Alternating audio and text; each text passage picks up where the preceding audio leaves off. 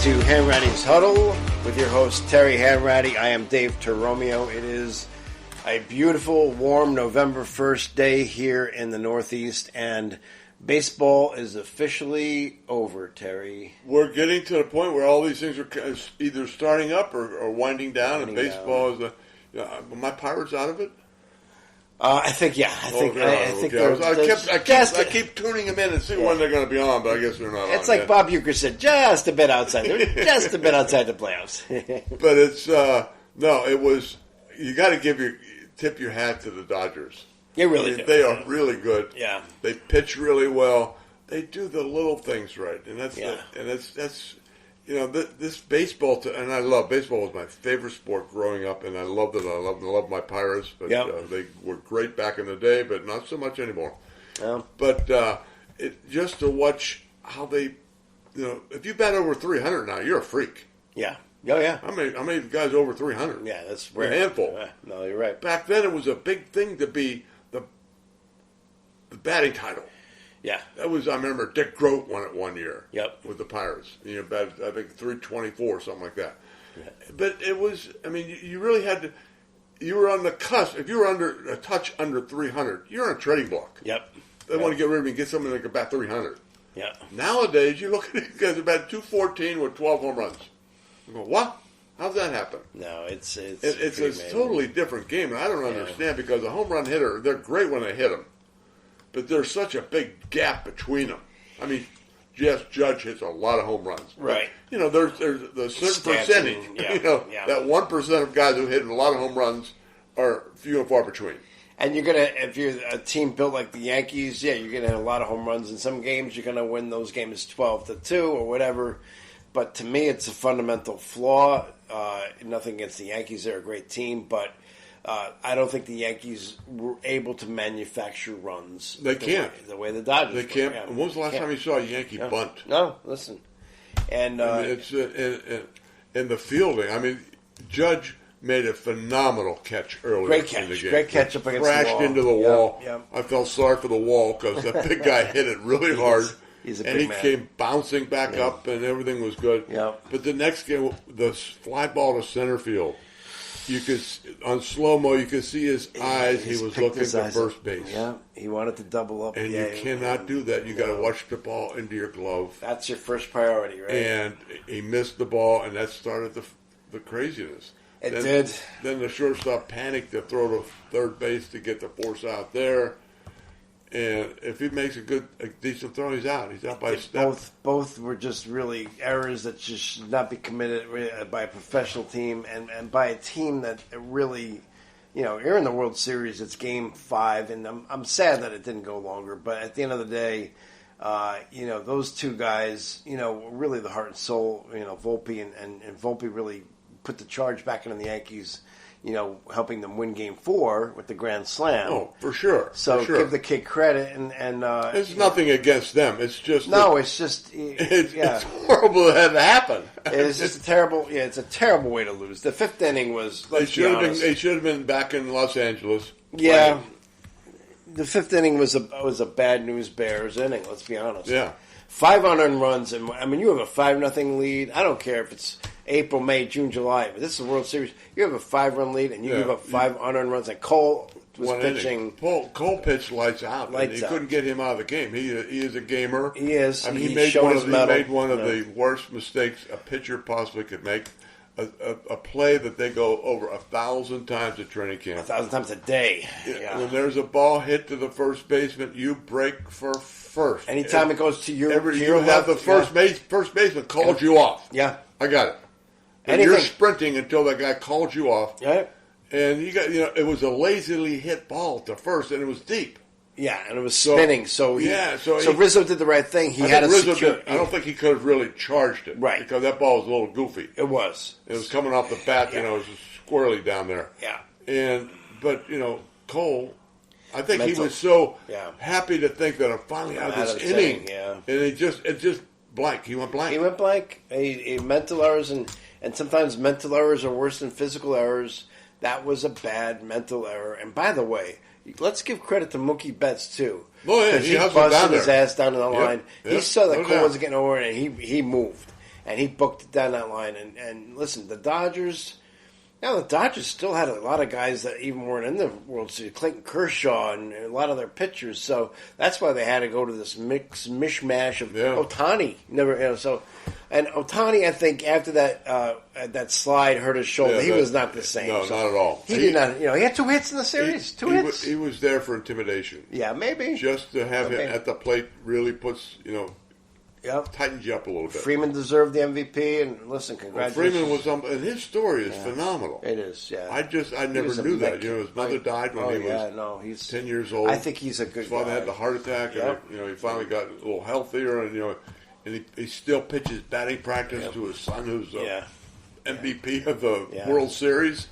No, it's a great story. It is a great story. And, the Dodgers did it right. I mean, they did it right. They are, and the odds are out for next year, although there's going to be a lot of off-season speculation and moves here. Soto has already said, he's on the open market. He did, and I'm a little surprised that he wouldn't, at least right after the game, say, let me just deal with this right now. My teammates, we've had a great year. No, he just came out and said, I'm going to the highest bidder. Yeah. And I think Boris told him. Yeah. So listen, if we can get $1 more, we're going. You're going.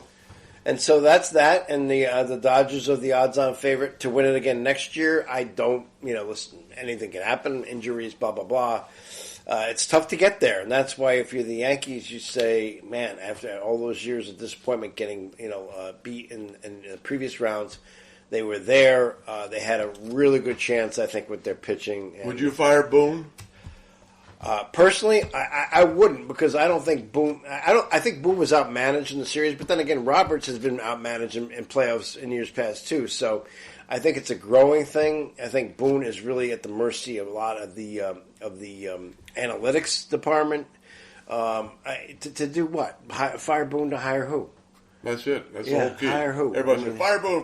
I'm going, wait a minute, okay. It's Derek Jeter. Boone. You're going to bring in a former player. So another one. No, Boone, I think, is on. He got him to the World Series. Before last year, they had a horrible amount of injuries, and Judge being one of them. Yeah. And they finally came back. He got the team pretty much whole. They just have to get some. They've got to get some pitching. Yep. They've got to get. There's not enough. Torres doesn't give him enough pop, enough consistent pop. I mean, not get many hits. He can. He's decent in the home run thing, and he's decent average. Yeah. But it's just not. I don't know. It's just not there. I think. I mean, in Rizzo, I think he's a phenomenal. I think Rizzo's gone. I think he's gone because he's a free agent. They have some club options on people. They have some. And guys he's up there in age too. He is up there. I think they'll be looking for a first baseman, maybe a right fielder. Depends. And maybe the Yankees will step up and give him. Who knows? I mean, but they do have these big contracts with Judge and Stanton and Cole. Of course, every team has those big contracts. I mean, they're good teams. Right. The Dodgers, look at their. Well, the Dodgers are just insane because that's insane money, but obviously they're making money. Well, that's true. They wouldn't. They wouldn't it's be the old doing adage, this right? You gotta spend money to make money, right? So congratulations to the Los Angeles Dodgers, the world champions here in 2024. Baseball will be back again in a few months. We'll be talking about spring training, which is great. Catchers and pitchers, what? 4 months? So, it'll be fun, and in terms of what the Yankees need, and Boone, listen. I mean, no matter what you do, if it doesn't work, you're going to be criticized. Yeah. You bring in this guy and he lights out. Oh, what a great move! And he does not lights out. Oh, what a stupid move! So it's just so arbitrary. And when you bring in a new manager, the manager's got to get used to who you have. He's got to bring in some people that he wants to. You might be starting all over again. Where the Yankees now, they're just a couple players away. They got to get some steady, starting pitching. And I think you stick with Cashman. I don't see one. Again, I don't see any reason there either. I agree. He's proved his mettle over the years. I think he knows what he's doing. So I think the Yankees. What would happen if George was still around? Well, that's another story because I don't think it would have lasted this long. I mean, back when George was George in his knee-jerk heyday. But I think George liked making headlines that way too. Oh yeah, firing Billy and hiring Billy. George, he was a lot like, or I should say that the Jerry Jones is a lot like George. He loves to be with his face in the television. Yeah. And I think our friend Woody Johnson has that kind of bent as well. So what I want Yeah. I want to know because I saw the game last night. Yes. Part of it. I could only stay up for three quarters. But what I did see one time when they showed Woody on camera. Yep. He put headsets on. Okay. Where are those headsets? Are they going to what's being called on the field? It better not be. I mean, if that's the case, that's what I'm saying. Yeah. If that's the case, they should take the franchise away from him. Well, all right, then let's hope that's the case, because that's what I want. I want the franchise to be taken away from him. No, I don't think that's the case, because I don't think... Who could he be listening to? Is he listening to play-by-play? Or radio, or maybe he wants to hear the TV feed to see if he's being, there's Woody Johnson. Who knows? Name enough? Exactly. They look like, well, headsets you'd see on the football field. Maybe he wants to listen in, but I'm telling you right now, Woody Johnson doesn't know if the ball has air in it or if it's stuffed with Thanksgiving stuffing. He knows less about football, and that's part of the problem is he thinks he knows more than he does. And that's why Belichick probably hates him. Belichick's like, this guy's a dope, and he is. And you know what? He shouldn't. Just because you have a lot of money doesn't make you smart, and it doesn't. So he's right. Listen, the Jets won a game. I'm still ambivalent towards the whole thing. 3-6 to me is not what I expected at this point. So I'm, nobody expected this. But I'll tell you what, Les, I was really proud of their defense. Their defense has been solid. Houston's good. Yeah. Well, Houston, in fairness, Houston did have some banged up guys that were not playing.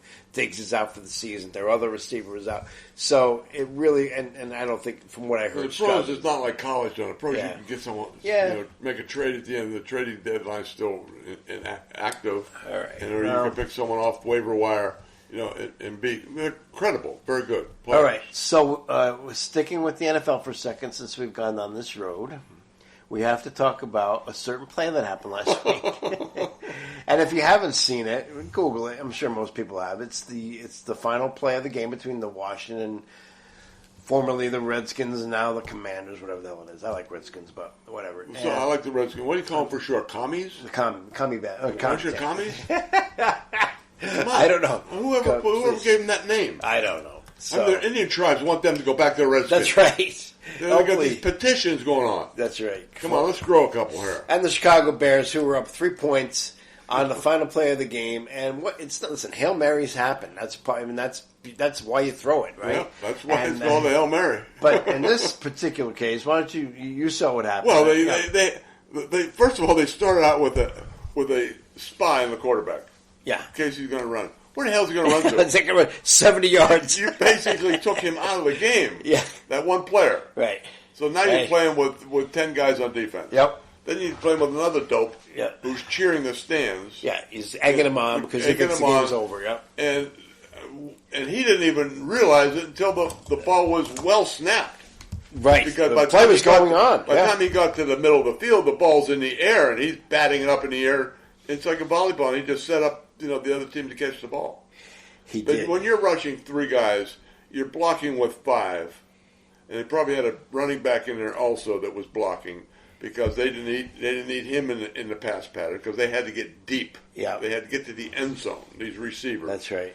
And they have this guy. He's just he's literally standing with his back to the play as they're coming downfield. As the receivers are hit the end line as soon as the receivers from Washington hit the end line. Right, that's right. Yeah, almost in the end zone. That's how long he was cheering. And just so you know, his name is Tyreek Stevenson. Now he did come out the next day. Yeah, but what else was he going to do? He had to. Yeah, and apologized.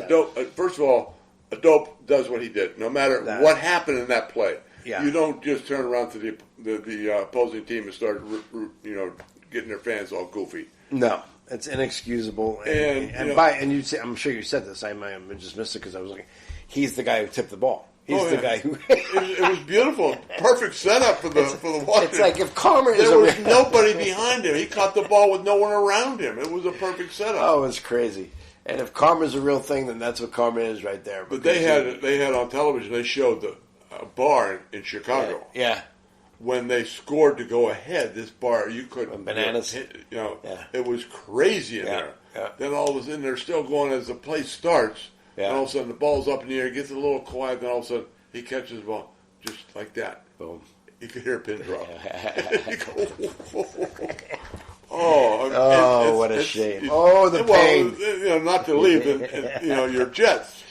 Okay. Your supposedly first touchdown when Kill decides to drop the ball on the 1 foot line. Oh, yeah, listen, I've seen that. The thing is, this guy's a rookie. And you think it was his first touchdown, right? Yes. Well, you would think that he would want the ball. cross that end zone, keep that ball under his arm, run the whole way to the bench, dear God. give it to the equipment guy, because they always mark it up and they'll put it for your first touchdown, whenever you give the date and the game and all that stuff. He decides to drop it on the 1 foot line. We had that happen with the Steelers one time. We're Monday Night Football playing out in Kansas City, playing the Chiefs, and we had kid Dave Smith, departed, sorry about that, a good friend, and Bradshaw threw him the ball, and he caught it, and he just going to the end zone, he spikes it on the 5-yard line. I think I remember this. And the thing shot out of the end zone. Kansas City ball, 20-yard line, going the other way, and you go, "Oops, it's Monday Night Football. What happened?" Listen, it's that's why you got to do the old Walter Payton. You score, you hand the ball to the ref. Yes, hand the ball to the ref. Just, that should be a humble rule. Yeah, but I tell you that they allow you to celebrate now. Celebrate after you actually commit the touchdown. That's right. Yeah, but that dropping the ball, it happens a lot, and it's just amazing to me. So, in the NFL, you have some interesting game this week, but to me, the game of the week is the Lions at the Packers. That's going to be a good game, I think. I think it'll be a real good game. I'll tell you what, the more and more I watch the Lions, I think they're really for real. I mean, they had a great year last year. I agree. You figure, well, was this a fluke? I didn't really look at the strength of schedule and all that good stuff. But they play hard. This Campbell is really a hard-nosed. He was, he played for the Giants there for a while. Yep. And he was just a tough, not a great talent, but, really tough, great kid, player. And, I think he's done it the right way out there. And then I want to get your opinion on two games because Notre Dame we'll get to in a second, but they have a bye this week. They'll win. But Oregon, the number one team in the nation, is at your friend, the Michigan Wolverines, and a 14.5-point favorite in Michigan. That's probably, when was the last time Michigan was a dog in the Big House by 14 points? By 14.5 points, and I got to tell you something. If I were a betting man, and I am, I would bet Oregon to cover that spread. I think they're going to blow them out. They're that good. I mean, I don't think Michigan's that great. Michigan's their quarterback. They were back and forth quarterback. Yeah. One kid hung it up. Now here's the game of the day. A couple concussions. He said, "I'm more concerned about my health." So he walked away. Fine, good for him. Game of the day, noon on Saturday, Ohio State, Penn State. Those two, they hate each other. They hate each other. Number 2 versus number 3. Why do they put in this premier game at noon? And they've done it. Yeah. They do it a lot. Yeah. It's like every week you got the best game of the weekend at noon on Saturday. I don't know. Maybe there's been a problem at night with these teams. I don't know. People going out to dinner too much on Saturday nights, so they get better ratings at noon. I doubt that. Hey, it really cuts your whole day. Really, yeah. Because you it's got to be a great game. 11:30 to get all the upset. Then things not over till 4. It gives you plenty of time to get ready to go out to dinner. Yeah, and I've been to a game in Penn State, and I mean, listen, they'll start tailgating. They'll sleep out there 6 o'clock in the morning. They'll start tailgating and partying, and that should be a fun game. I don't like Franklin for some reason. There's something about him that bugs me, but bugs a lot of people. Yeah.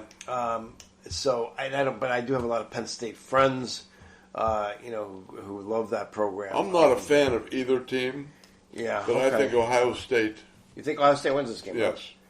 I would tell you, got the best receiver in the country. This kid is something special. Freshman. They're a 3-point favorite on the road, so it should be fun. And I think Penn State's going with a backup quarterback, so the quarterback is banged up. His knee's banged up. So we'll see. But that should be a good one. And then we have, what's not very nice of your Fighting Irish to lay a heavy hit on those poor Navy kids. We won that game the way, I have the utmost respect for all the academies. I mean, they are just absolutely wonderful kids and wonderful. I think I've mentioned before on the show that, Navy really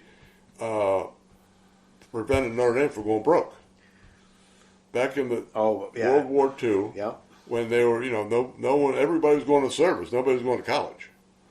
So Notre Dame was having financial problems, and Navy sent out a whole class to go out to Notre Dame where they could go to school, and they paid, obviously the government paid the way, and they got to, do their bivouac stuff on the good farmland out there. And they really saved Notre Dame. And there's an unwritten rule right now that Notre Dame will always be on, or Navy will always be on Notre Dame's schedule, no matter what.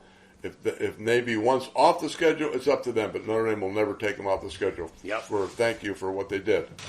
And you go back if Brian Kelly was coaching, we're supposed to beat Navy.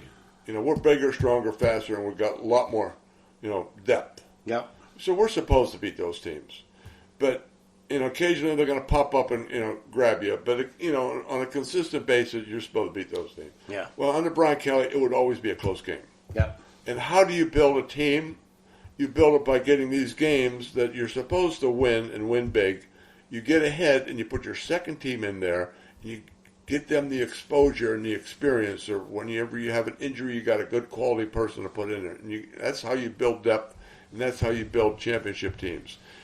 Yeah. Brian Kelly, we lost more games, or the last play we won the game against teams we were much better than. Yes. But Marcus Freeman is doing the right thing, and he's creating a much different atmosphere out there. And I think it's a much healthier situation for our football team. Yeah.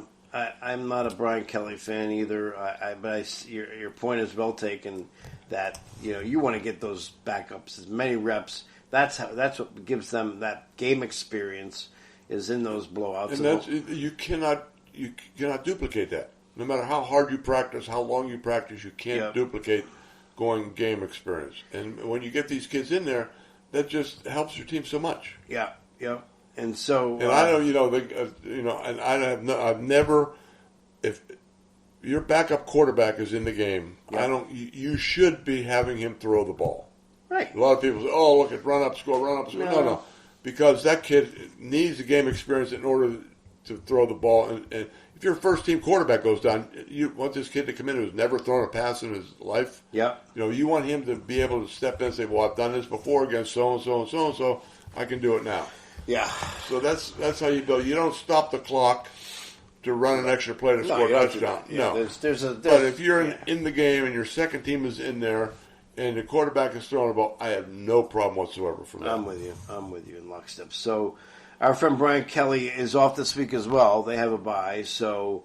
But he lost last week, which I was very happy for. Well, I know. I feel bad for all the wonderful people down in Louisiana, but that's just the way things are. They lost A&M, but then they came back. Yeah, you're right. They lost to Texas A&M, and that was actually not even close. I mean, Texas A&M. So it was the first half. LSU had we're pounding them pretty good. And so their next game, LSU, is Saturday, November 9th against Alabama. Number 14, Alabama versus LSU. Number 16. Roll Tide. And the Fighting Irish of Notre Dame have the week off, as we said, and then they come back on the 9th with Florida State at Notre Dame. Florida State. And Florida State is having a horrible year, but horrible. Coming in that game, that could save their season or not save it. But makes you nervous, huh? Makes me very nervous because there's a lot of great athletes at Florida State. Yes, if they come together, they could pose a lot of problems. They could. It could be very. But we're beat up a little bit, so this is probably a good weekend for us to have a week off. Yes. Yeah. So, if I were in your shoes, I would say the same thing. But I don't think it's going to be a problem for Notre Dame. I think, listen, that I keep coming back to that poor Northern Illinois game. I mean, if they played that game again, Notre Dame would win by 4 touchdowns. It's just so amazing. But and the thing is, when I promoted, I missed that one totally because I thought Northern Illinois had that. The 2 stars became 4 stars after 3 or 4 years on the program, but they've won 1 game since that. So that is really scary. Oh boy! So, all right. Well, we've covered. Let's see. What haven't we covered? We haven't covered hockey. But you're not a hockey fan. And we won't. And we won't. You will. No, I won't, because my team sucks. Go Penguins. I watch Penguins and I watch Notre Dame hockey. All right, well, the Penguins aren't having a great year either. I don't even know what icing the puck is. I stick to my 4 sports and that's it. The 4 can't core. go any the core deeper. 4. The Hanratty core 4. All right. Anything else on your mind? No, I think we did it for this week. All right, that's it. We covered all the bases, and so for our friend Rob Adams, we had to do it this week without him, but hopefully he'll be back. I'm Dave Jeromeo, and your host, Terry Hanratty. We're signing off. Hanratty's Huddle. Stay well, everybody. And vote. Vote the right way.